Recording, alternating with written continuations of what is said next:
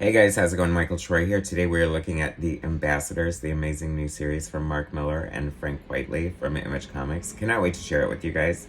Such a cool book. Look at that gorgeous cover.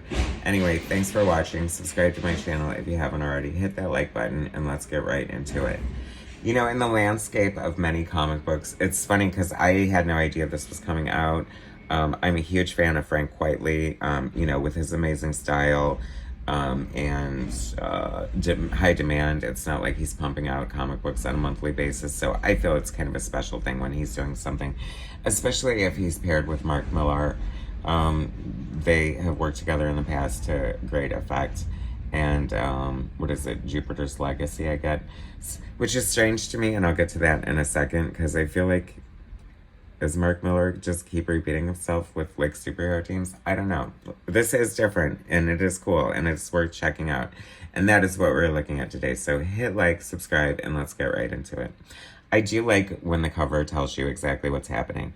8 billion people, suggesting the population of our planet. 6 people can have powers. Who do you choose? And that's the whole premise for the book. So, spoilers.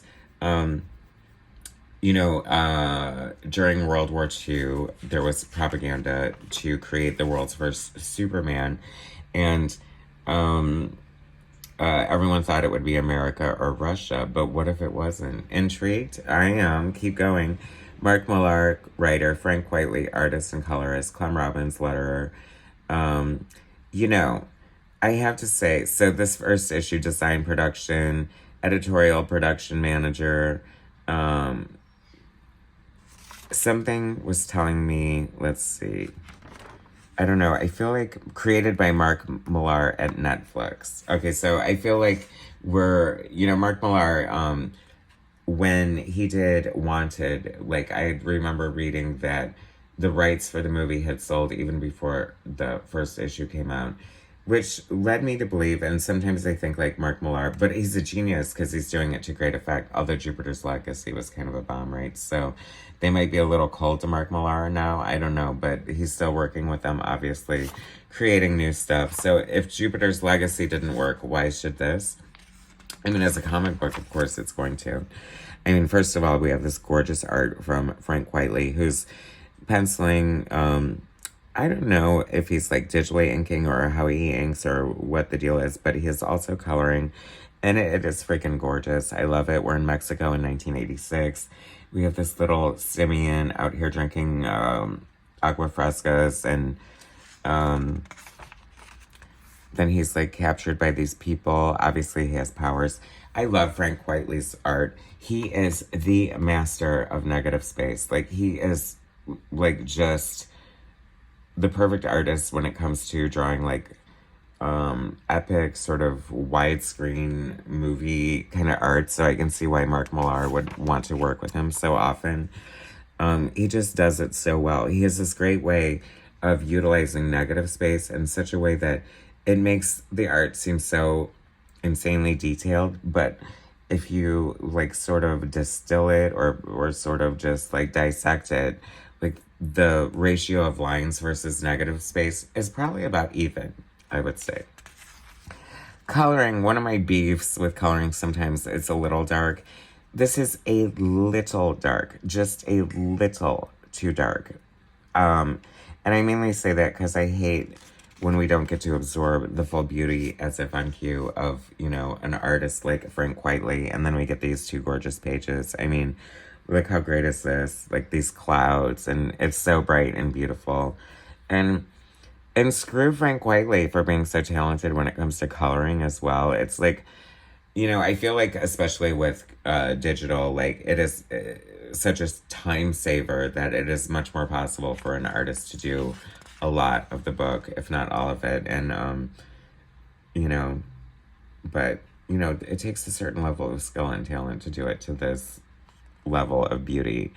And this, I always love I like when Mark Millar mixes sort of like sci-fi with old school, you know, and we get like these old kind of planes and stuff. And I love it, like breaching the surface of this icy water. I mean, I feel like this is like quintessential Frank Quitely, like right there. Like, not too many artists can pull that off in such a way that just looks so believable. You know what I mean? Just some really, really gorgeous pages here. I love it because this is like, and that just speaks to the beauty and talent of Frank Quitely's art and storytelling as well. It's like, this is, you know, a standard size comic, and the art looks so big and beautiful. And my God, like, you just get a panel like this, and you can see like the sun reflecting off the waves of the ship. I mean, it's insane. It's like so good. And then this, like, the story is so cool. So this is talking about, like, the race to create, you know, the first Superman. This is obviously a Superman thing. See, that's what my problem sometimes, I think, is, like, everything's so derivative. You know what I mean? It's, like, every which way you can do. I mean, granted, this is sort of an interesting spin. I mean, it is, you know, like, so they're saying in an effort to create a Superman, you know, Hollywood was trying to fake it and say they already had by hiring actors. And this also parallels, you know, the whole conspiracy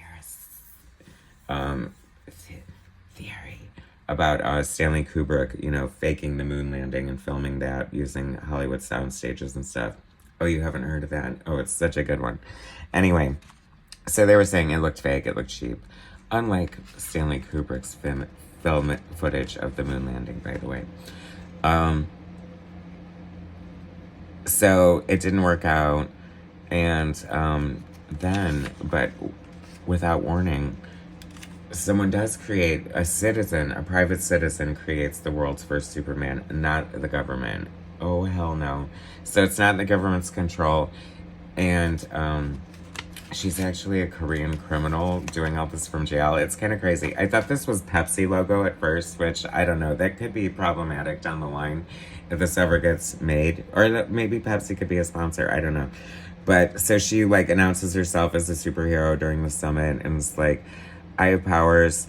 I'm the new Willy Wonka. I'm gonna give powers to 6 other altruistic, deserving people, but in form of a superhero team, but it's going to be my say, not the government, and you don't have to be a beautiful godlike creature to do it. It's just my decision. So she downloads from prison, she downloads herself into this new, I'm guessing, clone body or whatever. Her husband framed her, put her in jail. They were working on this together. He wanted profit, she wanted for the betterment of humanity or whatever. Yin yang, good, evil. I mean, it's all over the place. So, you know, we're doing with the duality of superhero comic books. And then she takes care of her original host body. Original host body. That's how I've come to describing humanity. We're now in our original host bodies. And then he calls her a drama queen after blowing her own head off, which I kind of love that. Anyway, it is so cool. So this is like the setup, and then we get this other guy at the end, mysteriously enough, who seems to already have powers, and we don't know how he got them or who he is or what's happening. But it's a great cliffhanger. This is Millar and Quitely at their finest. It is so good. I highly recommend it. I cannot wait till the next issue. I didn't even know this was coming out, so a pleasant surprise for me in such a great way. I am so excited about it. I recommend it highly.